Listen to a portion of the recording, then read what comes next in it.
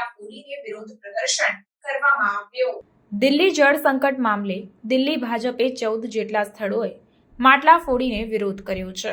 આ દરમિયાન ભાજપાના કાર્યકરોએ દિલ્હીના છતરપુર સ્થિત જળ બોર્ડ ઓફિસમાં તોડફોડ કરી હતી।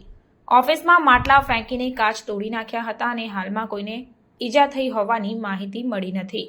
તો બીજી તરફ માટલા ફોડવાનો વિરોધ કરી રહેલા નવી દિલ્હી સીટના બીજેપી સાંસદ બાંસુરી સ્વરાજે કહ્યું, દિલ્હીમાં પાણીની સમસ્યા કુદરતી સમસ્યા નથી, આ આપ દ્વારા સર્જાયેલી સમસ્યા છે।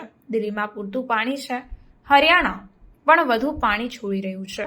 10 વર્ષમાં આપે દિલ્હી જળ બોર્ડને 600 કરોડ રૂપિયાના નફામાંથી 73,000 કરોડ રૂપિયાના નુકસાનમાં લાવી દીધું છે।